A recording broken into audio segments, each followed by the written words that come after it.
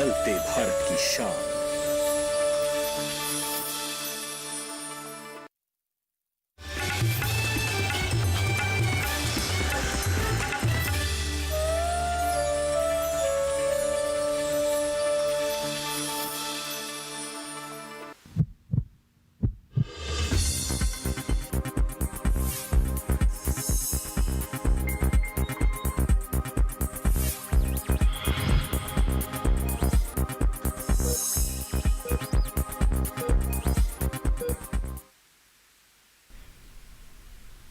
नमस्कार। स्वस्थ राष्ट्र की कल्पना पर आधारित स्वस्थ किसान में आपका स्वागत है। आपके साथ मैं हूं अंजू सिंह। इन दिनों कोरोना महामारी के हम ऐसे दौर में जी रहे हैं जहां नजदीकियां नहीं, फासले अहम हो गए हैं। ऐसे में सोचने वाली बात यह है कि क्या हमें और तबाही देखना बाकी है?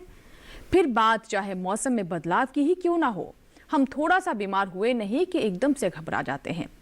घबरा इसलिए जाते हैं कि इन दिनों बुखार का ट्रिपल अटैक देखा जा रहा है। कोरोना के लक्षण समझकर लोग डॉक्टर के पास जाने से भी कतरा रहे हैं। बता दें कि कोरोना संक्रमण के अलावा इस मौसम में जुकाम, नाक बहना, गला खराब होना, मलेरिया, डेंगू, टाइफाइड जैसी समस्याएं भी होती हैं। इसीलिए जागरूक होना बहुत ज़रूरी है।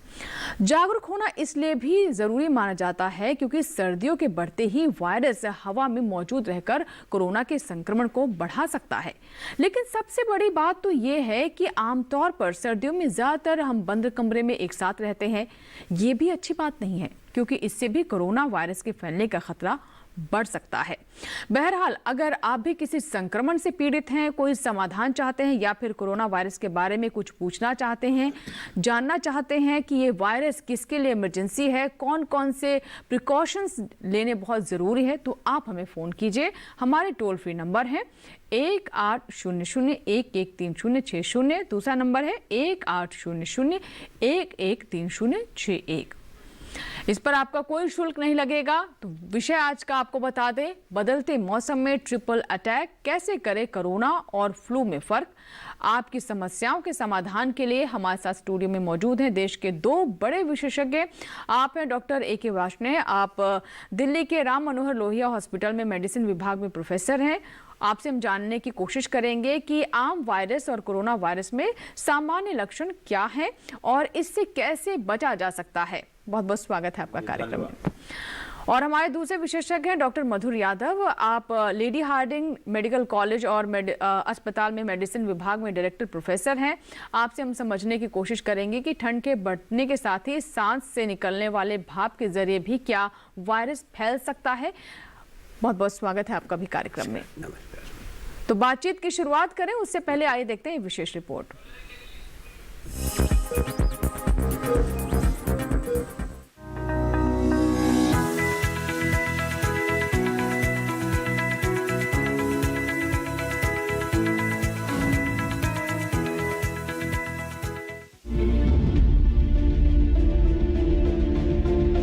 इन दिनों धरती के एक बड़े हिस्से में मौसम बदल रहा है। सर्दियां दस्तक दे चुकी है। जी हाँ, ये वही समय है जब कोल्ड फ्लू यानी सर्दी जुकाम जैसी समस्याएं आम बात हो जाती है। कहना चाहिए कि इन दिनों बुखार का ट्रिपल अटैक देखा जा रहा है। ये अटैक है गले में खराश, तेज बुखार और जुकाम का। जी हाँ, ऐसे में शरीर में होने वाले बदलाव को देखकर लोग बाग घबरा रहे हैं। कोरोना का लक्षण समझकर डॉक्टर के पास जाने से भी कतरा रहे हैं। जी हाँ, आपको बता दें कि संक्रमण रोग मौसम के हिसाब से बढ़ते हैं। जैसे सर्दियों में फ्लू और कॉमन कोल्ड का अटैक होता है, तो गर्मियों में पीलिया और बसंत के मौसम में मीजल्स और चिकन पॉक्स होते हैं। लेकिन फ्लू के मामले में होता यह है कि वायरस तापमान और हवा में नमी के हिसाब से फैलता है। जी हाँ, पक्के तौर पर ये एक समस्या होती है।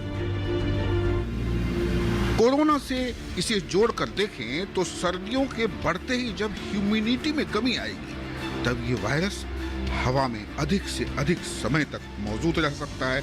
और दूसरी जो सबसे बड़ी महत्वपूर्ण बात है वो ये कि आमतौर पर सर्दियों में ज्यादातर लोग बंद जगहों में, बंद कमरे में एक ही साथ रहते हैं। जी हाँ, इन स्थितियों में भी तेजी से कोरोना वायरस के फैलने का खतरा हो सकता है। इसलिए कई वैज्ञानिकों ने आशंका जताई है कि सर्दी में कोरोना वायरस अधिक ताकतवर होकर कहर बरपा सकता है। लेकिन कोल्ड, फ्लू और कोरोना वायरस के अंतर को समझने की कोशिश करें तो याद रखिए, फ्लू में लगातार नाक बहता है और गला जाम हो जाता है, जबकि कोरोना व्यक्ति के गले में ड्राई कफ बनाता है, यानी सूखी कफ बनाता है, जो बाद में फेफड़े तक पहुंच सकता है और पहुंच भी जाता है। फिर सांस लेने में तकलीफ होने लगती है। ऐसे में माना जा सकता है कि कोरोना और फ्लू के लक्षण लगभग एक समान है। बावजूद इसके लक्षणों में कुछ असमानताएं होती है। जैसे फ्लू किसी के संपर्क में आए बिना वायरस या सर्दी लगने से ही होता है, तो कोरोना का संक्रमण व्यक्ति के संपर्क में आने के कारण होता है, यानी छूने से होता है।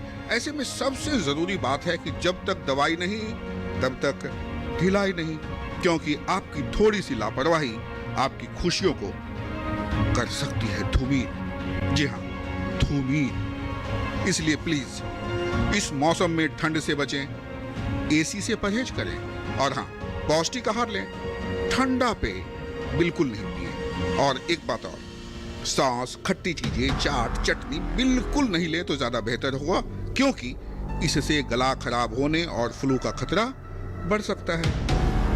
गुनगुने पानी का सेवन कीजिए ना। और सबसे बड़ी बात जो ये है कि स्वच्छता का पूरा ध्यान रखिए। नाक मुंह को ढक कर रहिए, मास्क लगाइए, अपने हाथों को बार बार धोइए। इसके अलावा समय निकालकर थोड़ा योग और प्राणायाम। बस स्वस्थ रहिए, मस्त रहिए।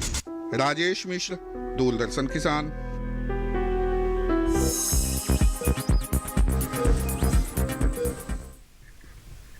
जी हाँ, क्या करें, क्या ना करें, क्या खाएं और किससे परहेज करें, क्योंकि जब तक दवाई नहीं तब तक ढिलाई नहीं। चलिए बातचीत की शुरुआत करते हैं। डॉक्टर वैष्णव, सबसे पहले मैं आपसे जानना चाहूंगी कि जिस तरीके से हमने कार्यक्रम की शुरुआत में भी कहा कि ये जो मौसम है ये बहुत ही कंफ्यूज करने वाला मौसम भी है। ट्रिपल अटैक चल रहा है, एक तरफ गले में खराश, तेज बुखार और मलेरिया, डेंगू, टाइफाइड जैसी समस्याएं भी हम देख रहे हैं और दूसरी तरफ कोरोना तो बना ही हुआ है। तो ऐसी स्थिति में किस तरह से हमारे जो दर्शक हैं वो सतर्क रहें, डॉक्टर को कब कंसल्ट करें, क्या बताना चाहेंगे? देखिए, बिल्कुल आपने ठीक कहा कि ये जो मौसम आता है, सर्दियों के मौसम में लगभग कॉमन कोल्ड बहुत ही आम बीमारी, जिसको हम आम भाषा में सर्दी जुकाम बोलते हैं, और शायद ही कोई व्यक्ति हो जिसने कभी ना कभी इसको ना महसूस किया हो। नाक बहने लगती है, गले में खराश हो जाती है, छींकें आने लगती हैं, हल्का सिर दर्द, बुखार भी हो सकता है। और अगर हम कोरोना की बात आजकल कर रहे हैं तो इसमें भी काफी हद तक लक्षण यही होते हैं। बुखार आता है, ज्यादातर इसमें ये होता है कि ड्राई कॉफ इसका एक लक्षण माना जाता है, सूखी खांसी है, परंतु कुछ लोगों में नाक भी बहती है, इसमें जुकाम भी रह सकता है। जी डॉक्टर मधुर, आप क्या कहना चाहेंगे कि हम जैसे हम समझ रहे हैं कि इसके लक्षण जो हैं लगभग कोरोना जैसे ही रहते हैं, सर्दी जुकाम होना, बुखार आना, तो हम घबरा भी जाते हैं, लेकिन फिर भी हम देख रहे हैं कि कई बार जो मरीज़ है वो डॉक्टर के पास जाने से बचता है। तो ऐसी स्थिति को हम किस तरीके से समझें और मरीज़ की भी स्थिति को समझा जा सकता है कि क्यों डर रहा है, तो आप क्या बताना चाहेंगे इसके बारे में? देखिए, इतना ही कहना चाहेंगे कि जब कभी व्यक्ति को लगे कि उसके गले में खराश हुई है, उसको बुखार आया है, और स्पेशली यदि बुखार आया है तब उसको थोड़ा सचेत होना चाहिए और उसको डॉक्टर को दिखाना चाहिए। अपने आप इलाज ना करें तो ज़्यादा अच्छा है, और समय रहते डॉक्टर के पास दिखा लें, क्योंकि ऐसे हालत में यदि मरीज़ थोड़ा लेट पहुंचता है तो वाकई देर हो जाती है। जी बिल्कुल, जैसे कि अभी डॉक्टर मधुर ने कहा कि देर हो जाती है, तो कब हमारे दर्शकों को या फिर हमारे या मरीज जिन्हें हम कहें कि उन्हें लगे कि बिल्कुल बस अब तो डॉक्टर के पास जाना ही ज़रूरी, क्योंकि नाक बहना, खांसी आना, बुखार आना इस सीज़न में आम ही है, तो क्या जैसे ही उसे इस तरह के लक्षण दिखाई दे तभी उसे डॉक्टर के पास जाना चाहिए? ये देखिए बहुत आवश्यक है, क्योंकि अभी हम कोरोना की बात कर रहे हैं और इस समय बहुत मुश्किल है कि डिफ्रेंशिएट कर पाना, क्योंकि ज़्यादातर कोरोना के लक्षण भी बहुत हल्के भी हो सकते हैं। देखिए, कोरोना बहुत विस्तृत लक्षण लेके आया, कई बार पेशेंट बिल्कुल एसिम्प्टोमेटिक होते हैं, जिनमें कोई लक्षण ही नहीं होते, जी जी उनको पता भी नहीं लगता कि उन्हें कोरोना है। और जब हमने एंटीबॉडी टेस्ट करते हैं, जिसको हम सीरो सर्वे बोलते हैं, जी जी उसमें एंटीबॉडी पॉजिटिव आई और पता लगा कि इनको इन्फेक्शन हुआ, जबकि उनको लगा कि साहब हमें कुछ भी नहीं हुआ। कुछ लोगों में बहुत ही माइल्ड इन्फेक्शन होते हैं, बुखार हुआ हल्का सा, गले में दर्द हुआ, सूखी खांसी हुई, 2-4-5 दिन में वो लक्षण ठीक हो गए। परंतु कब किस केस में, खासतौर से उन व्यक्तियों में जो बुजुर्ग हैं, थोड़े 60 साल से ऊपर के हैं, या जिनकी इम्यूनिटी कमजोर होती है, जैसे डायबिटीज के मरीज हैं, या ब्रोंकियल अस्थमा या सीओपीडी के मरीज हैं, एचआईवी के मरीज हैं, या किडनी की बीमारी के मरीज हैं, या कुछ व्यक्ति कुछ ऐसी दवाइयाँ जो इम्यूनोसप्रेसेंट या स्टेरॉइड दवाइयाँ ले रहे हैं, उससे इम्यूनिटी कमजोर होती है। तो ऐसे लोगों में जो है हाइपरटेंशन, हार्ट की बीमारी, इन लोगों में कई बार ये वायरस अपना उग्र रूप ले लेता है। तो 80% के करीब मरीज ये देखे गए हैं कि सामान्य लक्षण होते हैं, बहुत हल्के लक्षण होते हैं, परंतु 15% के करीब में ये थोड़ा उग्र रूप ले लेता है, और उसमें ये वायरस हमारा लंग्स में चला जाता है, और वहाँ लंग्स का इन्फेक्शन करते हैं, जिसको हम न्यूमोनिया बोलते हैं। जी तब उनकी ऑक्सीजन लेवल कम होनी शुरू हो जाती है, और 3 से 5% में ये बहुत सीरियस हो जाता है, जी और 2-3% लोगों को वेंटिलेटर पर जाना पड़ जाता है। और जैसे हम लोग सुन रहे हैं कि लगभग मृत्यु दर 2% से कम है, लेकिन चूंकि हमारा देश बहुत बड़ा है, बिल्कुल वायरस बहुत इन्फेक्शस है, तो जब नंबर बढ़ते हैं तो वो 2% नंबर भी बहुत ज्यादा हो जाते हैं, और हमारे सारे अस्पतालों में उसके लिए बेड की उपलब्ध करा पाना बहुत ही मुश्किल जी बिल्कुल। यानी डॉक्टर वैष्णव, आपका ये कहना है कि जो बुजुर्ग हैं, अगर उन्हें इस तरह के लक्षण होते हैं या फिर उनमें ऐसी समस्या होती है, तो उनके साथ तो बिल्कुल भी ढिलाई नहीं बरतनी चाहिए। बिल्कुल नहीं बरतनी चाहिए। और देखिए आज की तारीख में, हालांकि हम उसको ज्यादा एहतियात बोलेंगे, लेकिन ये जरूरी है कि जब भी इस तरीके के लक्षण आए तो घबराएं नहीं, अपना टेस्ट जरूर करा लें, क्योंकि ये टेस्ट सब जगह मुफ्त उपलब्ध है। टेस्ट आ जाने से एक तो ये लगता है कि आप आइसोलेट हो सकते हैं, उससे ज्यादा जरूरी ये नहीं है कि आपको बीमारी होगी, क्योंकि अगर आप इन्फेक्टेड हैं तो और आपको नहीं पता, तो आप काफी लोगों को बीमार कर सकते हैं। तो ये बचाव बहुत जरूरी है। ये मुझे लगता है फिर आपको एक ऑक्सीमीटर भी दिया जा सकता है, ज्यादातर गवर्नमेंट फ्री में भी दे रही है, जिससे आप अपना ऑक्सीजन लेवल नाप सकते हैं। अगर किसी भी समय आपको ऑक्सीजन लेवल 95% से कम हो जाता है, तो फिर ये एक खतरे की घंटी है, और उस समय तुरंत ही डॉक्टर से आप संपर्क करिए, हेल्पलाइन के थ्रू, या और उस समय आपको एडमिशन होने की बहुत ज्यादा जी बिल्कुल। एक हमारे साथ कॉलर है मुरादाबाद से, तस्वीरी नाम है इनका। हेलो जी तस्वीरी जी, मुझे सुन पा रही हैं आप? हेलो जी नमस्कार, स्वागत है आपका स्वस्थ किसान में। बताइए प्रश्न क्या है आपका? प्रश्न एक तो कल से आधे गले में दर्द है, और एक सीधी वाली टांग में दर्द हो रहा है 2-3 महीने से काफी। जी आपके गले में दर्द है, आप ये बता रही हैं? हाँ, गले में भी दर्द है जी। खाना खाते समय, बोलते समय आधा गला दुख रहा जी। और ये समस्या कब से आप देख रही हैं? क्या गले की परेशानी? जी ये कल से हो रही है जी। कोई खांसी जुकाम नहीं, कुछ नहीं। डॉक्टर साहब, जैसे उन्होंने कहा है कि कोई खांसी जुकाम जैसी समस्या तो नहीं है, लेकिन गले में दर्द इन्हें महसूस हो रहा है, और शायद ये भी आशंकित हैं इस विषय को लेकर कि कहीं कोरोना के लक्षण तो नहीं है। तो मोटे तौर पर किस किस तरह के लक्षण हैं? कई बार हमारे जो दर्शक हैं वो इसको लेकर भी आशंकित रहते हैं। देखिए ऐसा है कि यदि आपको बुखार नहीं है और आपको खांसी नहीं है, सिर्फ गले में दर्द है, तो गले में दर्द के तो बहुत से कारण हो सकते हैं, अकेला कोरोना ही नहीं होता है। दूसरी बात ये, यदि आपको खट्टी डकार आ रही हैं, आपको पेट में जलन है, तो आपको हो सकता है एसिडिक प्रॉब्लम हो, या आपको एसिड पेप्टिक डिजीज़ की प्रॉब्लम हो, जिसकी वजह से आपको गले में दर्द हो रहा हो। तो लेकिन आप बता रहे हैं कि पिछले 3-4 महीने से आपको ऐसा हो रहा है, या कहीं पे दर्द हो रहा है, तो ये कोरोना तो नहीं है। आप अपने किसी डॉक्टर से संपर्क करें और उनको दिखाएं। जी डॉक्टर वैष्णव, एक समस्या हम और भी देख रहे हैं, जैसा कि हमने शुरुआत में बताया कि ट्रिपल अटैक का ये मौसम है, और टाइफाइड जैसी समस्याएं भी हो जाती हैं, डेंगू भी हो जाता है।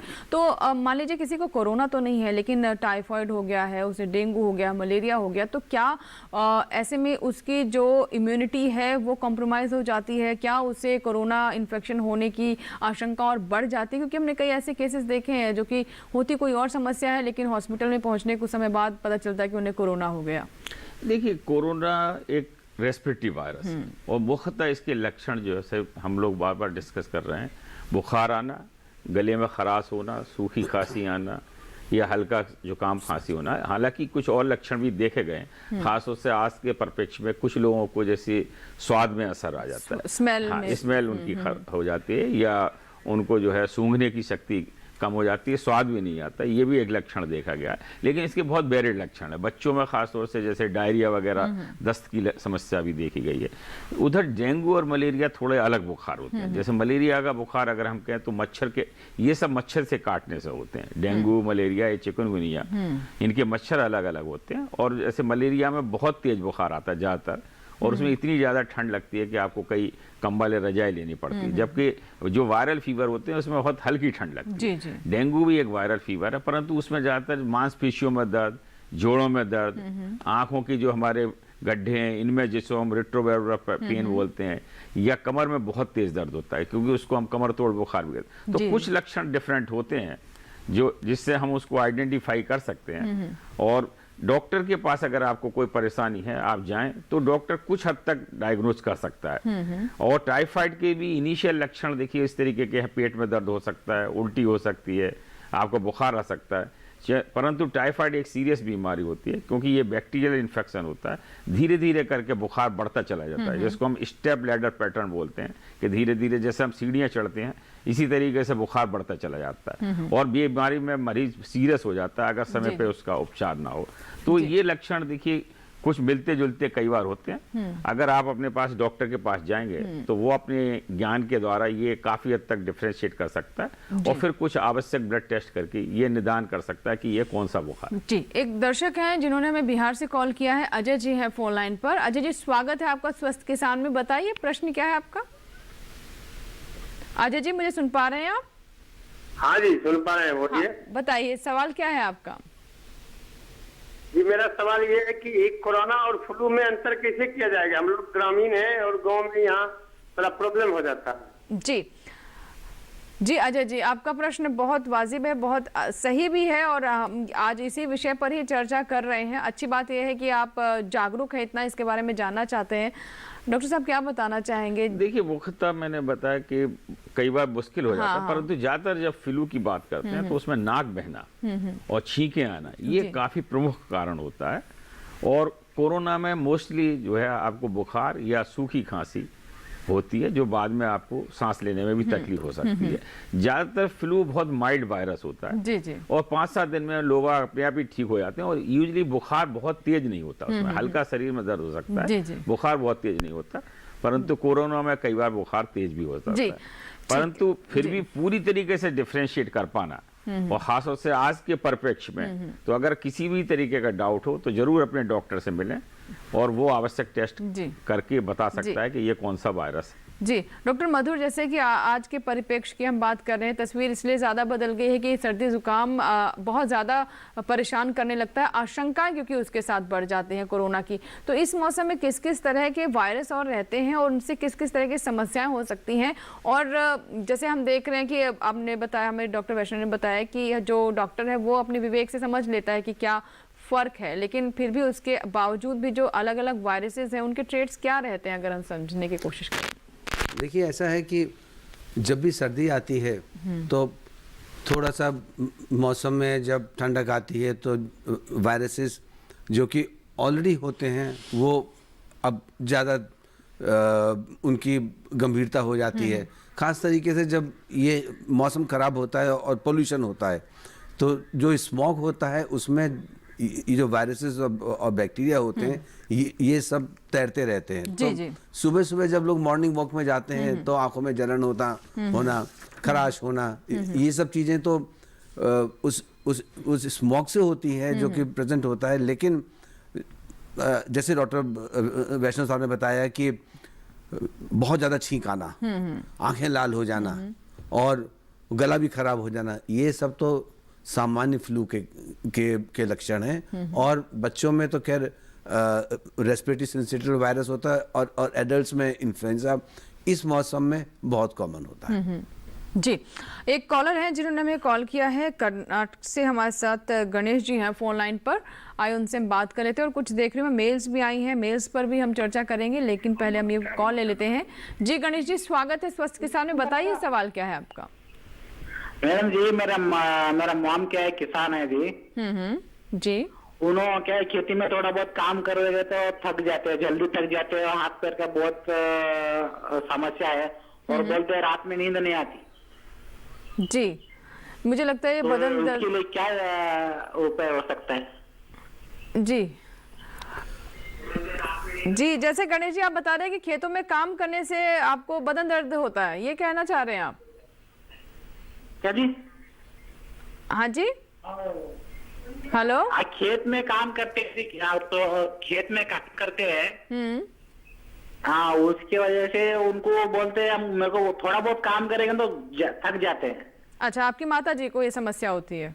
हाँ जी डॉक्टर वैष्णव, मुझे लगता है तो सामान्य सी बात है, काम करेंगे तो। नेचुरली शारीरिक थोड़ा बहुत करते हैं तो उनको बहुत प्रॉब्लम बोलते हैं, मेरे को वो हो रहा है, ये हो रहा है, नाइट में नींद नहीं आता, वैसा नहीं आता ऐसा। अगर हम गांव की बात करें या इवन शहरों में भी महिलाओं में खून की बहुत कमी देखी गई है, जिसको हम अनीमिया बोलते हैं। और ये खून की कमी बहुत कॉमन है, काफ़ी महिलाओं में हीमोग्लोबिन 8-9 मिलेगा यहाँ पे। और उसमें जब वो ज़्यादा काम करती हैं तो शरीर तो उनकी सांस फूलने लगती है, थकावट आ जाती है। तो ये अगर ऐसा लंबे समय से चल रहा है तो ये तुरंत नज़दीकी डिस्पेंसरी या अस्पताल में जाएं, वहाँ डॉक्टर चेक करके बता सकता है कि खून की कमी की तो नहीं लग रही है और उसका टेस्ट कराने से है और उसका पूरा इलाज संभव है। और हर डिस्पेंसरी पे इस तरीके की दवाइयां मिलती हैं जिसको हम स्वस्थ कर सकते हैं। जी, बिल्कुल। और दूसरे कई बार रूरल बैकग्राउंड में भी कीड़े वगैरह पेट में भी होते हैं, उससे भी खून की कमी होने का डर रहता है। या फिर हम भोजन की जैसे पूरी पर्याप्त उपलब्धता नहीं होती, लेकिन गांव में कुछ चीजें अच्छी भी होती हैं कि आप हरी सब्जियां भी खा सकते हैं और अब तो मौसम भी इतना अच्छा है। हाँ, बहुत से फल और ये सब गांव में आसानी से उपलब्ध हो जाते हैं, लेकिन जांच कराना आवश्यक है ये निदान करने के लिए कि क्यों थकते हैं। जी, तो उम्र के साथ जो पोषण की जरूरत रहती है शरीर को, उसका ध्यान रखें, खान पान पर ध्यान दें। मुझे लगता है कि ये भी एक बहुत ज़रूरी बात होती है। कई बार हमारे जो बुजुर्ग होते हैं वो अपने खान पान पर ध्यान नहीं देते हैं, उस चीज़ को इग्नोर कर देते हैं और शायद वो उसका असर फिर इस तरीके से दिखाई देता है। बढ़ते आगे और एक ईमेल आया है, पहले हम ये ईमेल ले लेते हैं। राकेश कुमार हैं, इन्होंने इलाहाबाद से हमें ईमेल किया है।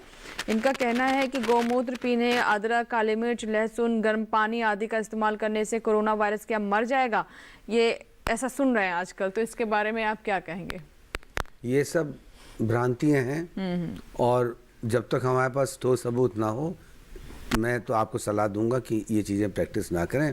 बाकी अपने अपने कल्चर की बातें दी, आपको ये मुफीद आता है तो आप इसे कर सकते हैं। जी जी बिल्कुल, तो ये कुछ बातें ज़रूर हैं लेकिन अभी भी पुख्ता तौर पर इनके बारे में नहीं कहा जा सकता है। लेकिन आपके किचन में जो आपके रसोई घर में जो मसाले हैं जिनका हम आमतौर पर सेवन करते ही रहते हैं, तो वो जो हमारा जो खान पान है उसमें बहुत सारी चीज़ें पहले ही शामिल होती हैं, तो उन चीज़ों का आप भले ध्यान रख सकते हैं। लेकिन ये कहना है कि इनका इस्तेमाल करने से कोरोना मर जाता है, ये कहना थोड़ा जल्दबाजी होगा। ये लेबोरेटरी में देखा है कि जो कोरोना वायरस है उसको मारने के लिए टेम्परेचर 60 डिग्री सेल्सियस के ऊपर होना चाहिए और कोई भी डिग्री इतना टेम्परेचर हम नहीं पहुंचा सकते। चाहे हम कोई खाना खाएं या मुंह में पानी गर्म पानी पिए, वो नहीं पूछ सकते, उससे आप जल जाएंगे। तो इसलिए ये वायरस तो नहीं मरेगा। हाँ, इम्यूनिटी बढ़ाने के लिए जैसे हमारे कॉमन चीजें होती हैं, हम तुलसी है, अदरक है, शहद है, ऐसी बहुत सी चीजें हैं, दालचीनी वगैरह जो एक नियमित मात्रा में। लेकिन उसका भी हमने देखा, इस समय हम सुना है कि कोरोना टाइम में लोग ओवरडू कर रहे हैं और वो बहुत ज्यादा लेते हैं, उससे उन लोगों को जो है कई बार काढ़ा पीने से एसिडिटी की समस्याएं आ रही हैं, कुछ और समस्याएं आ रही हैं। क्योंकि वो भी देखिए एक आयुर्वेदिक विधि है, तो वो उसके एक्सपर्ट से जो बताते हैं उसी मात्रा में लें तो उससे इम्यूनिटी बढ़ जाएगी, परंतु उससे लापरवाह होने की जरूरत नहीं है। बिल्कुल, तो अपने खान पान पर अगर आप ध्यान देंगे और इन चीजों के इस्तेमाल से आपकी प्रतिरोधक क्षमता भले ही मजबूत हो जाए, लेकिन इस बात को कहना कि इससे कोरोना मर जाएगा ये गलत रहेगा अभी फिलहाल। इसी के साथ ही हमारे लिए वक्त है एक छोटे से ब्रेक का। आप इधर उधर की बातें ना सुने, स्वस्थ किसान देखें, आपको सही जानकारियां यहाँ से लगातार मिलती रहेंगी। कहीं मत जाइएगा, बने रहे हमारे साथ।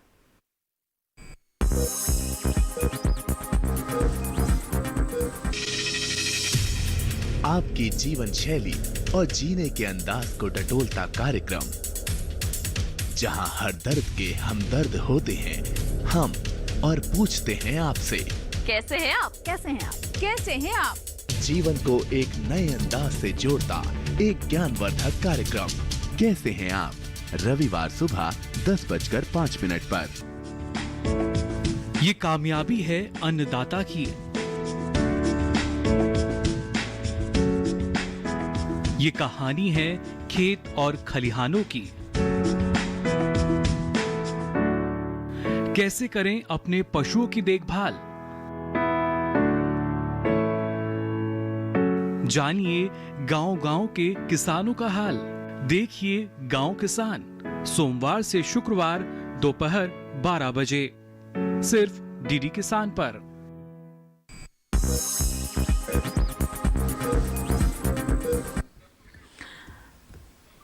ब्रेक के बाद स्वस्थ किसान में एक बार फिर आपका स्वागत है। हम बात कर रहे हैं इस मौसम में ट्रिपल अटैक के बारे में। जी हाँ, ये मौसम है ही ऐसा जब सर्दी जुकाम बुखार आना आम बात हो जाती है।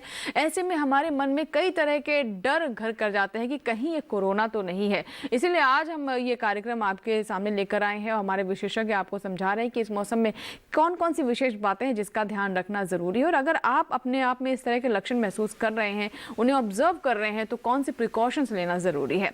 बढ़ते आगे, कॉलर हैं जिन्होंने हमें कॉल किया है। सुधीर कुमार है बागपत से, उत्तर प्रदेश से इन्होंने फोन किया हमें। जी सुधीर जी, बताइए सवाल क्या है आपका। सुधीर जी, पहले आप टेलीविजन की आवाज कम कर दीजिए। हाँ जी। जी नमस्कार। हेलो। हेलो सुधीर जी, मुझे सुन पा रहे हैं आप? हाँ जी। बताइए सवाल क्या है आपका। नमस्कार जी, हमारे जो है ना भतीजे है जिनकी उम्र 24 साल है, अनुज कुमार नाम है जी। हाँ जी नमस्कार जी, हमारा भतीजा है जिसकी नाम जो है अनुज कुमार है और इनकी एज 24 साल है और इनको डेली दोपहर को खाना खाने के बाद बीपी हाई हो जाता है और इनका थोड़ा कोलेस्ट्रॉल भी बढ़ा हुआ है। जी जी डॉक्टर साहब, देखिए ये तो एक अलग बात बता रहे हैं क्योंकि आज के समझ लें कि फिर भी अगर वो कहते हैं इनका ब्लड प्रेशर हाई है और कोलेस्ट्रॉल बढ़ा हुआ है, तो देखिए कई जगह हमारे रूरल बैकग्राउंड में भी घी खाने की काफ़ी आदत होती है और जब घी की मात्रा आप बहुत ज़्यादा इस्तेमाल करेंगे तो या जो दूध वगैरह है वो पूरा फुल मिल्क फुल क्रीम जिसमें फैट ज़्यादा होती है वो पीते हैं काफ़ी ज़्यादा, तो कोलेस्ट्रॉल बढ़ जाता है। तो ये बहुत आवश्यक है कि अपनी जाँच कराएँ, ब्लड प्रेशर को नियंत्रित करें, नमक वगैरह कम करें, चिकनाई वाली चीज़ें कम से कम इस्तेमाल करें और अपना रेगुलर व्यायाम करें। अगर उस सब से भी कंट्रोल नहीं होता तो फिर इनको डॉक्टर की सलाह के हिसाब से कुछ दवाइयाँ प्रेस्क्राइब की जा सकती जी जी जी। मधुर जी, आज जैसे हम चर्चा कर रहे हैं कि इस मौसम में ट्रिपल अटैक के बारे में, सर्दी जुकाम बुखार ये सभी बातें बहुत आम सी हो जाती है और हम ये भी देखते हैं कि इस तरह की समस्या होते ही हमारे जो लोग हैं या फिर मरीज़ जो है सीधा डॉक्टर के पास ना जा कर के वो फार्मेसी पे जाते हैं और वो सोचते हैं कि वही डॉक्टर है, वहीं से ओवर द काउंटर दवा लेकर के उसी का सेवन शुरू कर देते हैं। तो ये कितना सही रहता है? देखिए ऐसा है कि अगर आपको आज के परिप्रेक्ष्य में देखा जाए, बुखार है, गले में खराश है, हल्की सी आपको खांसी आ रही है, सांस फूल रही है, मैं कहूँगा कि आप अपने डॉक्टर को दिखाएं और उनसे अपना जांच करवाएं, इलाज कराएं। क्योंकि होता यह है कि हम जितना समय इन सब चीज़ों में ओवर द काउंटर दवाएं लेकर अपने आप को ठीक करने की कोशिश करते हैं, हम असल में अपने आप को उतना ही बिगाड़ रहे होते हैं। 80% केसेस में, जैसे कि डॉक्टर वास ने बताया कि बहुत माइल्ड सिम्टम्स होते हैं, लोग ठीक हो जाते हैं, लेकिन वो जो 10% होते हैं जो कि बिगड़ सकते हैं, उनमें बिगड़ने की चांसेस होती हैं, वो कौन से होंगे ये कह पाना मुश्किल है। और ख़ास तौर से यदि आपकी एज मोर देन 60 ईयर्स है, आपको कोमॉर्बिड कंडीशंस हैं, डायबिटीज़, हाइपरटेंशन, किडनी डिजीज, तो चांसेस ये हैं कि आपको ऐसा कोई रिस्क नहीं लेना चाहिए और तुरंत डॉक्टर से या हेल्पलाइन से संपर्क करना चाहिए। जी, आज हम आजकल ये भी कल्चर देख रहे हैं वैष्णव जी कि आज अलग अलग तरह की जो दवाएं जिन्हें कहा जा रहा है कि आप विटामिन सी लें, ई लें, ये भी लोग बिना किसी कंसल्टेशन के ओवर द काउंटर लेकर इसका इस्तेमाल कर रहे हैं। इसके बारे में आप थोड़ा, मैं चाहूँगी कि हमारे दर्शकों को जागरूक करें। देखिए, जहाँ तक नेचुरल फूड है वो एक निश्चित मात्रा में जिसमें हम लेते हैं उसमें ले सकते हैं। जैसे आप नींबू है, आंवला है, विटामिन सी वाले जैसे सिट्रस फ्रूट्स हैं, मौसमी है या संतरा है या अमरूद है, जो हम नॉर्मल तरीके से खाते हैं। परंतु देखिए, अति हर चीज़ की बुरी होती है और ख़ास तौर से अगर कोई केमिकल ले रहे, क्योंकि हर चीज़ में कोई केमिकल हो सकते हैं। जो मसाले हैं हमारे वो केमिकल होते हैं और इनमें अति नहीं हो सकती। एक आध बार अगर आपने काढ़ा लिया है और वो भी कोई आयुर्वेदिक तरीका जो उसमें व्याख्यान किया गया है कि भाई इस तरीके से लेना, उस तरीके से लें, परंतु ये नहीं कि दिन में कई 3-4 बार काढ़े ले रहे हैं या मसाले वाली चीज़ें खा रहे हैं, वो आपको फ़ायदा ना करके नुकसान करेंगी। और डेफिनेटली उससे कोरोना वायरस तो नहीं मरने वाला, आपको नुकसान जरूर हो सकता है। तो कोई भी चीज़ अति ना करें, और जो भी चीज़ करनी है वो हमेशा उस वस्तु के जो विशेषज्ञ हैं उनकी सलाह के हिसाब से। जी डॉक्टर मधुर, आमतौर पर मलेरिया डेंगू के लक्षण भी मिलते जुलते होते हैं, और बात करें चिकनगुनिया की तो इसका वायरस शरीर को किस हद तक प्रभावित कर सकता है, क्योंकि हम बात करें कि इस वक्त ट्रिपल अटैक का समय चल रहा है और ये सब चीज़ें भी हमें देखने को मिल रही हैं। देखिए ऐसा है कि अभी डॉक्टर वासन ने बताया था कि जब भी कभी कोरोना हो या कोरोना काल में, चूँकि कोरोना तो एक स्पेसिफिक रेस्पिरेटरी वायरस है, वो वहीं तक सीमित रहता है। बाकी जो चिकनगुनिया वाला वायरस वो हमारे बोन्स में जाता है, उसमें बोन पेन्स होते हैं, बहुत ज़्यादा होते हैं, बुखार भी होता है, बोन पेन्स भी होते हैं। डेंगू वाले में तो मैं तो इसको तो कहती हूँ ब्रेक बोन फीवर है, इतना दर्द होता है कि हड्डियाँ टूट रही होती हैं। हालांकि इन सब का कोरोना से कोई मतलब नहीं है। कोरोना में इतना होता है कि आपकी इम्यूनिटी लो हो जाती है। इम्यूनिटी लो होने की वजह से और शहरों में चूँकि लोग लॉकडाउन के पीरियड में घर के अंदर कन्फाइन रहे हैं, तो इस वजह से जो घर में जिन लोगों को ट्यूबरक्लोसिस थी उनकी ट्यूबरक्लोसिस फैल गई। इतनी बात हुई तो लोगों को लगा शायद कोरोना की वजह से ट्यूबरक्लोसिस हुई। नहीं, ट्यूबरक्लोसिस अपनी जगह थी, कोरोना अपनी जगह था, लेकिन चूँकि कन्फाइन रहे, साथ साथ रहे, इस वजह से प्रॉब्लम होती है। तो कोशिश करें जब भी कभी आपको इससे से कभी बीमार हो या कुछ हो तो अपने कमरे को वेल एरेटेड रखें, कम से कम उसमें हवा का आवागमन सही होना चाहिए। बिल्कुल। तो जैसा कि आपने बताया कि कमरे में जो वेंटिलेशन है वो ठीक से रहना चाहिए, लेकिन क्योंकि सर्दियों का मौसम है तो हम जानते हैं कि अपने आप को ठंड से बचाने के लिए भी हम अपना रहन सहन भी बदल लेते हैं, तो उसके बारे में भी हम बात करेंगे। लेकिन उससे पहले एक कॉलर हैं, आइए उनसे बात कर लेते हैं। हेलो अनिल कुमार जी, मुझे सुन पा रहे हैं आप? हेलो जी, हाँ सुन रहा हूँ जी, बताइए सवाल क्या अनिल जी आपका? ये शुगर का सवाल है मैडम। एक बार जब बॉडी में स्टार्ट होती है किसी के। हाँ जी, हाँ बताइए। हेलो जी जी, सवाल ये है मैडम कि जैसे किसी को शुगर होती है तो वो दोबारा मतलब अपने बॉडी में लाइफ टाइम चलती है, कंट्रोल भी हो जाती है? हमारे विषय से जुड़ा हुआ तो नहीं है आपका प्रश्न, लेकिन मैं तब भी चाहूंगी कि डायबिटीज की बीमारी एक अलग बीमारी है और इसके कई कारण होते हैं। एक तो जेनेटिक इसमें कंपोनेंट होता है कि जिन फैमिलियों में चल रही होती है उनमें संभावना बहुत ज़्यादा होती है, परंतु उससे भी ज़्यादा हमारे ये आजकल लाइफस्टाइल डिजीज कहते हैं, जिसमें खाने पीने का काफ़ी असर होता है और दूसरे व्यायाम हम नहीं कर रहे। तो अगर हम व्यायाम नहीं करते और बहुत ज़्यादा ऐसा हाई कार्बोहाइड्रेट वाला और हाई फैट देते हैं जिसमें हमारा बॉडी वेट बढ़ जाता है, तो उन लोगों में शुगर होने की संभावना कम होती है।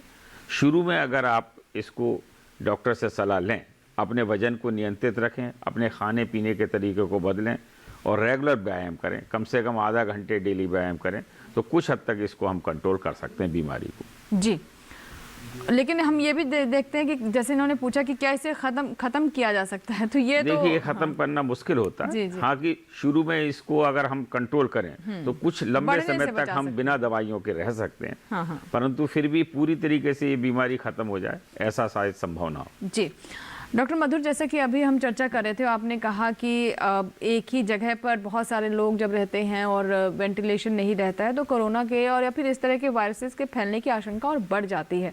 तो आपसे अब जानना चाहेंगे कि सर्दियां आ गई हैं और हमारा जो रहन सहन है वो भी बदल जाता है। सर्दी से बचाने के लिए, अपने आप को ठंड से बचाने के लिए हम एक ही कमरे में दुबके रहते हैं, तो क्या ऐसे में हमें और अलग तरह से अपने रहन सहन को बदलने की ज़रूरत है इस कोरोना के खतरे को देखते हुए?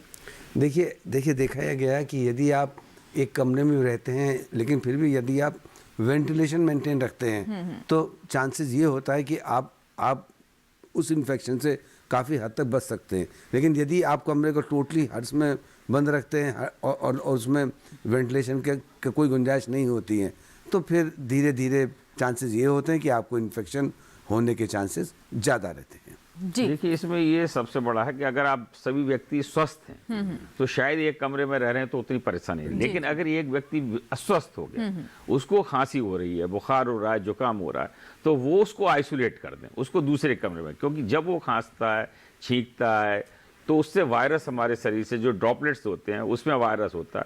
और ये जितने भी रेस्पिरेटरी वायरस होते हैं, या डॉक्टर साहब ने जैसे अभी ट्यूबरकुलोसिस की भी बात करी, ये जो बैक्टीरिया भी हमारे खांसी और उससे हमारे बाहर आते हैं, और जब हम सांस लेते हैं तो ये हमारे सांस से हमारे शरीर में चले जाते हैं, तो उसमें इन्फेक्शन फैलने का डर बहुत ज़्यादा रहता है। तो अगर कोई अस्वस्थ व्यक्ति है उसको हम आइसोलेट कर दें और कोशिश करें कि अगर उसको मास्क दे सकें, क्योंकि मास्क एक बहुत बड़ा है कि वो आपसे द्वारा जो दूसरों को इन्फेक्शन से रोकने में ज्यादा मदद करता है। तो ये अगर 2-3 चीजें करेंगे तो हमें फायदा होगा। जी, आप कुछ इसमें मैं एक चीज और ऐड करना चाहूँगा, डॉक्टर साहब ने बहुत अच्छा बताया। देखिए, गांव में ये चांसेस कम हैं कि इन्फेक्शन हो। सबसे बड़ा कारण उसका ये है कि वहाँ पर खुला वातावरण है और दूर दूर लोग रहते हैं, इसलिए नहीं होता। इसलिए गांव वाले लोग कहते हैं अरे क्या कोरोना क्या, बस प्रॉब्लम ये वो लोग दूर दूर रहते हैं। तो इसीलिए ये सबसे बड़ा एग्जाम्पल है कि गाँव में हमारे यहाँ कम से कम अभी कोरोना अंदर तक नहीं पहुंचा है। तो इसलिए कोशिश करनी चाहिए कि हम लोग दूर दूर रहें और यदि हो तो मास्क का प्रयोग करें। जी, एक कॉलर है, रामेश्वर लाल हैं, पहले उनका हम कॉल ले लेते हैं। जी रामेश्वर जी, बताइए सवाल क्या है आपका। हेलो रामेश्वर जी, मुझे सुन पा रहे हैं आप? हाँ जी मैडम। हाँ बताइए, सवाल बताइए अपना। मैडम, मैं डॉक्टर साहब से ये पूछना चाहता हूँ कि मेरी घरवाली मैडम दिन भर घर का काम करती है, खेत का काम करती है, पशुधन का काम करती है, फिर भी उसकी मैडम ये बीपी क्यों ज्यादा हो रही है? जी, सारे काम वही करती हैं? नहीं, हम लोग सभी साथ में ही करते हैं मैडम, वो घर का काम वही करती है, फिर अच्छा, भी तो उसकी ये बीपी। आपने डॉक्टर को दिखाया कि उनको ये समस्या है या आपको ऐसा लगता है? हाँ जी, वो डॉक्टर साहब ने बोला कि इसकी ये बीपी ज्यादा है, आप इसको ऐसे वैसे करो, खान पीन सुधारो। और मैडम, हमारा खान पीन भी एकदम शुद्ध देसी घर का ही है। जी जी, हमारे खेतों की फसल है, दूध दही घी अनाज वगैरह सब। देखिए, सामान्यतः जो है ब्लड प्रेशर जिसको हम बोलते हैं एसेंशियल हाइपरटेंशन, और 90% केस में कोई हमें कारण नहीं मिलता, परंतु 10% केस में कारण होते हैं, जिसमें थायराइड की बीमारियां हो सकती हैं, गुर्दे की बीमारियां हो सकती हैं, कुछ एड्रिनल ग्लैंड की बीमारियां हो सकती हैं। तो एक तो ये है कि एक अपना जांच कराना बहुत आवश्यक है, कुछ प्रीलिमिनरी जांच करके ये सकते हैं कि कहीं कोई कारण तो नहीं है उसमें। दूसरे, अगर कोई कारण नहीं निकलता तो नमक का सेवन कम करना चाहिए, क्योंकि नमक देखिए एक बहुत बड़ा कारण होता है। ज़्यादातर लोग ज़्यादा नमक का हमारे पूरे कंट्री में भी बहुत सेवन करते हैं, तो ये एक कारण बन जाता है। या फिर हमारा जैसे चिकनाई का हम बहुत ज़्यादा खाना खाते हैं, तो वो भी ठीक है। हालांकि शारीरिक श्रम करने वाले जो ऐसे गाँव के हैं, सामान्यतः उनमें ब्लड प्रेशर बहुत कम पाया जाता है जब हम अर्बन से कंट्रोल करते हैं। लेकिन फिर भी ऐसा है कि बिल्कुल ही नहीं ब्लड प्रेशर है, ऐसा नहीं है, और आवश्यक जांचें बहुत जरूरी हैं कि उसका कारण क्या है।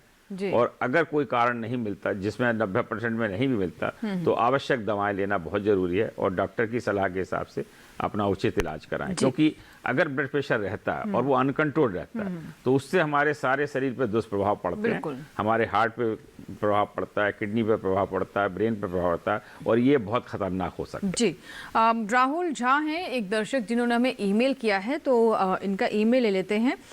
इनका जो मुझे लगता है इनकी जो समस्या है, आजकल हर किसी के मन में भी ये सवाल आ रहा होगा कि बाज़ार में बहुत तरह के सैनिटाइज़र्स हैं और किसे लें किसे ना लें, ये थोड़ा कन्फ्यूजन बना रहता है। क्या करना चाहिए, कहाँ, मतलब ये सुनिश्चित कैसे करें कि जो सैनिटाइज़र जिसे अभी हम बहुत इम्पॉर्टेंट मानकर चल रहे हैं, इसके बिना हम घर से बाहर नहीं निकलते हैं, ये सही है या नहीं? देखिए, ऐसा है कि भारत सरकार ने भी कहा है alcohol content more than 70% is sufficient enough कि आप उसका प्रयोग करें और उसको अपने पास रखें। पर फिर भी मैं एक बात कहना चाहूँगा कि जैसे कि वाशने सर ने बिल्कुल सही कहा कि भाई अति नहीं होना चाहिए। अति प्रयोग से भी खास तौर से एलर्जी हो जाती है हाथ वगैरह में, तो वो, और सबसे अच्छा ये है कि आप साबुन से हाथ धो लें दिन में कई बार, और सैनिटाइजर का प्रयोग जहां अति आवश्यक हो वहीं करें। ऐसी जगह जहां पर आपको लगता है कि पानी नहीं है, आपको बार बार सरफेस को छूना है, वहां पर आप प्रयोग कर सकते हैं। बाकी कोशिश करें कि आप अपना हाथ धो लें। जी, अमित महेंद्र एक दर्शक है जिन्होंने हरियाणा से हमें कॉल लगाया, ये बात कर लेते हैं। जी अमित जी बताइए, सवाल क्या है आपका? कोशिश करें कि आप अमित जी मुझे सुन पा रहे हैं आप?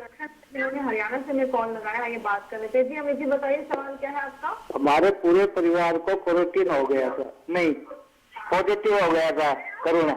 जी अच्छा, अमित जी पहले टेलीविजन की आवाज कम कर दीजिए ताकि हम ठीक से आपको सुन पाएं। पॉजिटिव हो गया था जी, अब दोबारा चांस है क्या? जी, और मैं मधुमेह का पेशेंट हूँ। अच्छा ये बताइए, अभी सब लोग स्वस्थ हैं, सब ठीक है आपके परिवार में? अब ठीक तो है।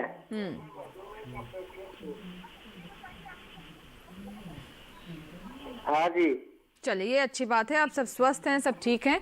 मधुर जी, जैसे कि इनका कहना है कि घर में सभी लोग एक बार कोरोना पॉजिटिव हो चुके हैं, तो अब वो फ्री हैं या फिर से उनको हो सकता है? देखिए ऐसा है कि एक बार कोरोना हो चुका है, चांसेस ये हैं कि दोबारा नहीं होगा, लेकिन इसके बावजूद भी आपको वो सारे प्रिकॉशन रखने हैं जो आप प्रिकॉशन पहले रख रहे थे, क्योंकि आपके एंटीबॉडीज़ बन गए हैं। ये अच्छी बात है, बने नहीं कह सकते हैं, या तो एक बार जांच करा लें, नहीं तो अभी आप प्रिकॉशन ऐसे ही रखें जैसे कि आप प्रिकॉशन उससे पहले रख रहे थे। 2 गज की दूरी, लगातार हाथ सैनिटाइज करना और मास्क लगाना जब भी घर से बाहर निकलें तभी। जी बिल्कुल, अभी ब्रेक लेने का वक्त है, लेकिन वाशनी जी मैं आपसे भी इसके बारे में जानना चाहूँगी, क्योंकि हम ये भी देख रहे हैं कि जो लोग कोरोना पॉजिटिव हुए हैं और फिर उसके बाद नेगेटिव हो गए हैं, तो बिल्कुल वो निश्चिंत हो जाते हैं कि अब तो हम फ्री हैं। अब हमारे जी नोवेल कोरोना वायरस है, क्योंकि ये पहली बार है, अभी इसकी जानकारी कम है और काफ़ी केसेज में अभी तक ये माना गया कि 3 से 4 महीने तक तो एंटीबॉडी रहती हैं, लेकिन कुछ लोगों में रिपोर्टें आई हैं कि दोबारा भी इन्फेक्शन हुए हैं और उनमें एंटीबॉडी या तो ख़त्म हो गई या उनके लेवल बहुत ही लो पाए गए। तो ये अभी कितनी देर तक ये एंटीबॉडी रहेगी अभी किसी के लिए कहना बहुत मुश्किल है। तो इसलिए इन्फेक्शन होने के बावजूद भी जैसे डॉक्टर साहब ने कहा कि सावधानियां रखना बहुत जरूरी है। हमेशा आप जब से घर से बाहर जाते हैं मास्क पहनिए, जितनी सामाजिक दूरी रख सकते हैं रखिए और अपने हाथों को अच्छी तरीके से सफाई करिए। जी बिल्कुल, तो फिर से हम यही कहेंगे कि जब तक दवाई नहीं कोई ढिलाई नहीं, आप बिल्कुल निश्चिंत ना हो जाएं, अपना ध्यान रखें और अपने साथ साथ आपके जो साथ में हो उनका भी ध्यान रखना बहुत ज़रूरी है। इसी के साथ ही स्वस्थ किसान में वक्त हुआ एक छोटे से ब्रेक का, कहीं मत जाइएगा, ब्रेक के बाद भी चर्चा जारी रहेगी, आपकी कॉल्स का हमें इंतज़ार रहेगा। छोटा सा ब्रेक।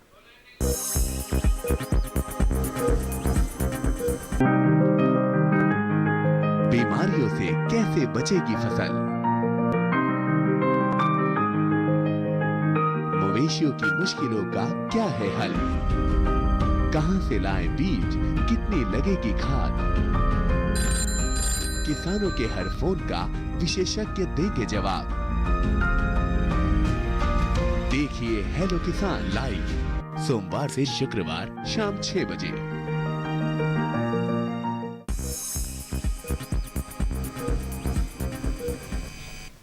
ब्रेक के बाद एक बार फिर आपका स्वागत है। स्वस्थ किसान आप देख रहे हैं, हम बात करें इस मौसम में होने वाले ट्रिपल अटैक के बारे में, यानी सर्दी, खांसी, जुकाम, इसके अलावा डेंगू, मलेरिया, टाइफाइड जैसी समस्याएं भी हो जाती हैं और कोरोना तो लगातार बना ही हुआ है। तो ऐसे में हमें और ज़्यादा सतर्क रहने की ज़रूरत है, लेकिन बिल्कुल भी ढिलाई नहीं बरतनी है, क्योंकि हम लगातार कह रहे हैं कि जब तक दवाई नहीं तब तक ढिलाई नहीं।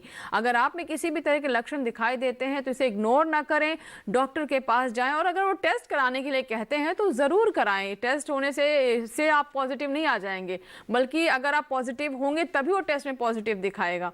चलिए बातचीत को आगे बढ़ाते हैं। हमारे साथ 2 विशेषज्ञ बने हुए हैं। डॉक्टर साहब, अब आपसे जानना चाहेंगे कि लगातार यही सवाल उठ रहा है कि कोरोना वायरस से लड़ने के लिए वैक्सीन कब आएगी?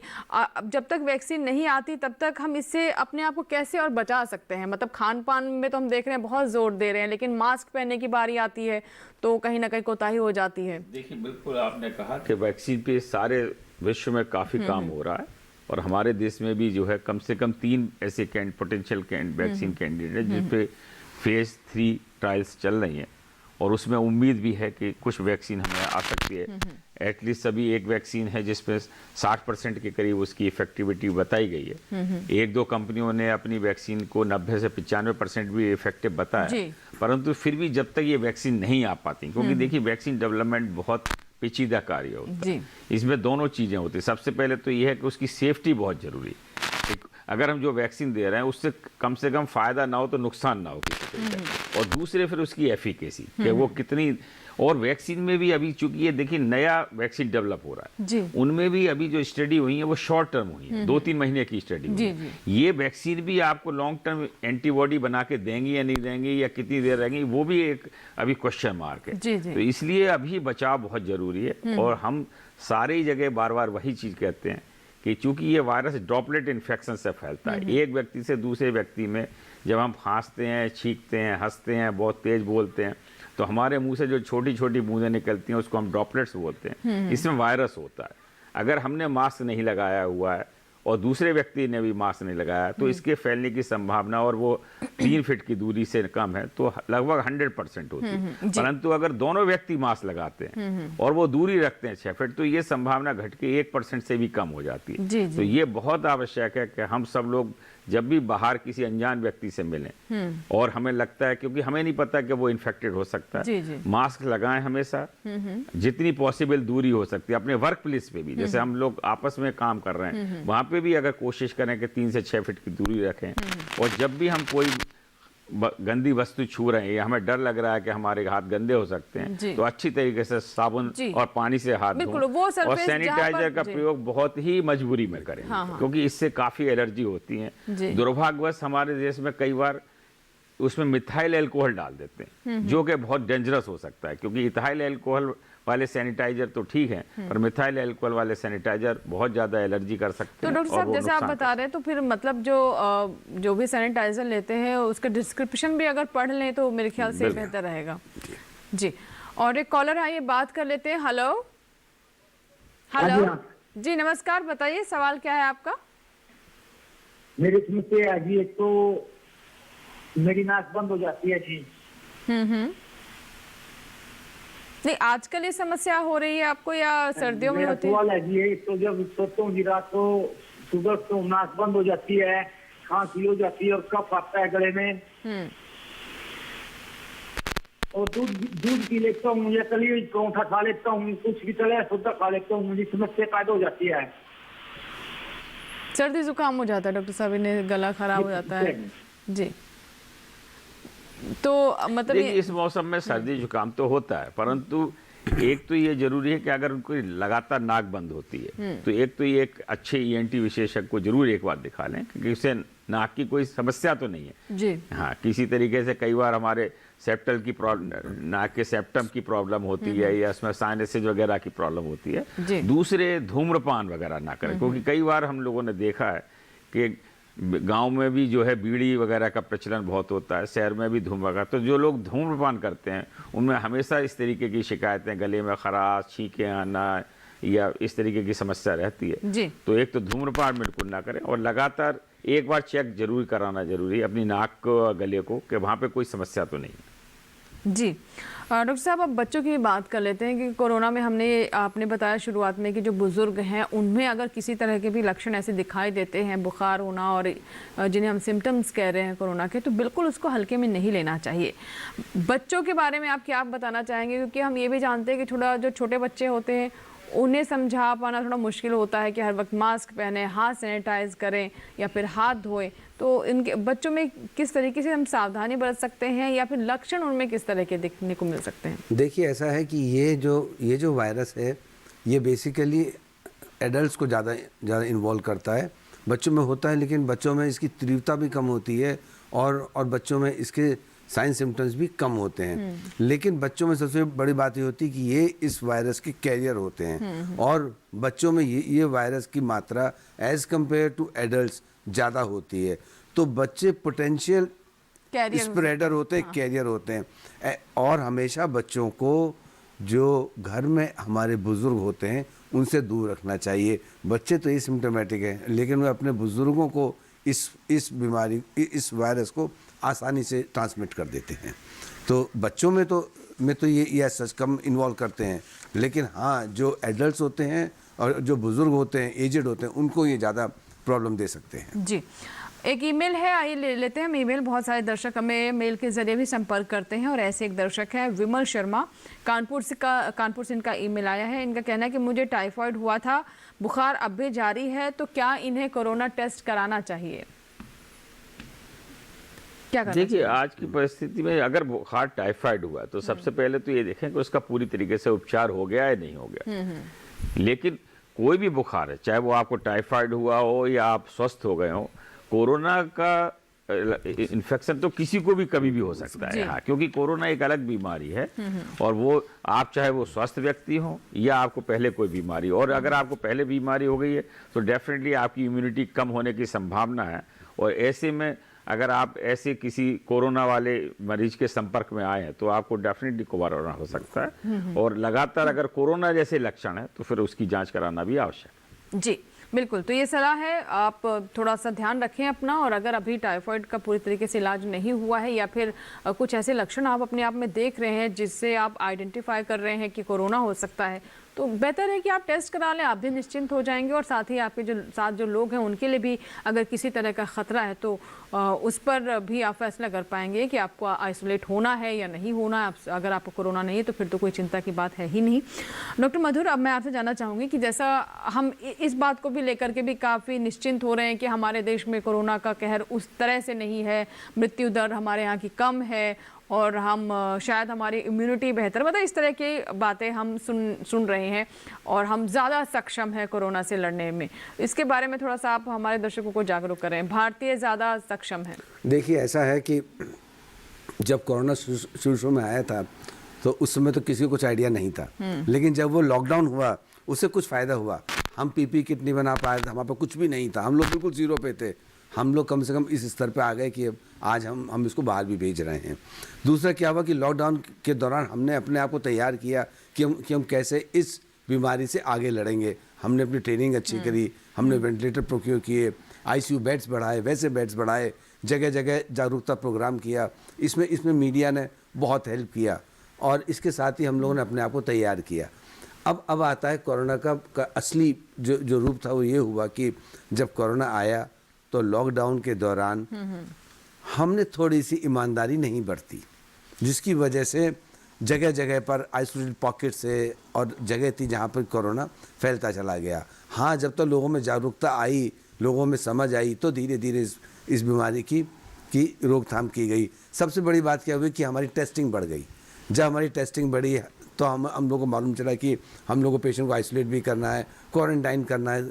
तो धीरे धीरे जब हम लोगों का जैसे जैसे इस बीमारी के बारे में ज्ञान बढ़ा, हम लोगों ने उसके बारे में ज़्यादा सोचा, ज़्यादा टेस्टिंग करी, धीरे धीरे करके हम लोगों ने इस बीमारी पर काबू पा लिया। हाँ, ये कह पाना कि भारतीयों में बीमारी कम होती है, ये बात नहीं है। बीमारी तो वैसी ही है, ऐसा कुछ नहीं कि भारतीयों कम है। ये दूसरी बात कि हमारे पास स्ट्रेन थोड़ा हल्का आ गया, वो हम लोगों की किस्मत थी और ये हुआ कि हम लोगों ने सही समय पर उसका पकड़ लिया और उसका उपचार किया। जी डॉक्टर वार्ष्णेय, आप क्या कहना चाहेंगे? मैं देखिए कहना कि हमें बिल्कुल इसको लाइटली नहीं लेना है, क्योंकि भारतीयों में कम है या नहीं है, लेकिन हमारी आबादी बहुत ज़्यादा है और ये वायरस बहुत ही इन्फेक्शस है, हाईली इन्फेक्शस वायरस है। हम ये मान के चलें अगर कि आज मृत्यु दर 2% या उससे कम है, परंतु फिर भी जब करोड़ों लोग व्यक्ति अगर प्रभावित होंगे तो वो आप एक देखिए कि कितने ज़्यादा लोग हो जाते हैं नंबर, और इतने ही जो है स्वास्थ्य सुविधाएं एक बीमारी के लिए कर पाना। क्योंकि देखिए केवल कोरोना से ये नहीं है कि अब सब बीमारियां खत्म हो गई, कि हार्ट की बीमारी खत्म हो गई, कि आपको जो नॉर्मल पैरालिसिस की बीमारी खत्म हो गई, कि लिवर की बीमारी या लंग्स की बीमारी। तो ऐसे समय में अभी जैसे हम दिल्ली की बात करें, लगभग 70-80% बेड हमारे कोरोना में आईसीयू बेड लग गए हैं। तो जो बाकी लोगों को है वो नहीं मिल रहे बेड, या बाकी लोग डर की वजह से अस्पतालों में नहीं आ रहे, तो उनमें भी मृत्यु बहुत बढ़ रही है। बिल्कुल, जैसे मृत्यु की आपने बात की तो डॉक्टर वैष्णव, मैं बहुत कम शब्दों में आपसे जानना चाहूंगी क्योंकि कार्यक्रम को समाप्त करने का वक्त हो गया, लेकिन हमारी कोशिश है कि हम ज़्यादा से ज़्यादा चीज़ों को कवर करें। हम ये भी देख रहे हैं कि कई केसेस में कोरोना जैसे ही पता चलता हुआ है उसके बाद पेशेंट को समय ही नहीं मिल पाता है और 2-3 दिनों के अंदर मृत्यु हो जाती है। ऐसी चीज़ें भी देखने को मिल रही हैं। नहीं, उसका कारण देखिए है कि कई बार तेजी से इन्फेक्शन हो जाता है और ये देखा गया है कि कुछ लोगों में वायरस बहुत तेजी से करता है और उसमें साइटोकाइन स्टॉर्म आ जाता है, बॉडी अनयूजुअली रिएक्ट कर जाती है और इन्फ्लेमेटरी मार्कर बढ़ जाते हैं, बहुत तेजी से निमोनिया बढ़ जाता है और वो ARDS acute respiratory distress syndrome में चले जाते हैं, वेंटिलेटर की जरूरत पड़ जाती है, तो इन लोगों में मृत्यु हो जाती है। जी। तो किसी भी बीमारी को लाइट में ना लें और जो बचाव के हम साधन बोध कर रहे हैं उनका हमेशा जो है उपयोग करें। जी, बहुत बहुत शुक्रिया, आप दोनों मेहमान स्टूडियो में आए और इतनी महत्वपूर्ण जानकारी हमारे दर्शकों तक पहुंचाई। फिर से हम कहेंगे कि जब तक दवाई नहीं तब तक ढिलाई नहीं, और हम उम्मीद करते हैं कि आज विशेषज्ञों की जो सलाह है उससे आप ज़रूर लाभान्वित हुए होंगे। यहाँ ये भी बता दें कि पिछले सप्ताह भी हमारे पास बहुत से मेल आए हैं और उन मेल्स के बारे में आपको जानकारी दे देते हैं। कटिहार बिहार से सुमन राय ने पूछा है कि पिछले 10 से 15 दिनों से घबराहट है और चक्कर आने की शिकायत है, क्या करना चाहिए। छत्तीसगढ़ से रमेश पोखरियाल ने लिखा है कि उन्हें अक्सर खाना खाने के बाद पेट में जलन होने लगती है, इलाज कराते हैं लेकिन जलन कम नहीं होती है। दोस्तों, हम बहुत जल्द विशेषज्ञों के सामने आपकी समस्याओं को लेकर हाजिर होंगे, जिसकी सूचना आपको कार्यक्रम से 2 दिन पूर्व टीवी के माध्यम से मिल जाएगी। आप हमें मेल कर सकते हैं, पत्र लिख सकते हैं। आप हमारा पता नोट कर ले। हमारा पता है DD किसान, कमरा नंबर 7, दूसरी मंजिल, केंद्रीय कार्यक्रम निर्माण केंद्र, दूरदर्शन, खेलगांव, नई दिल्ली 110049।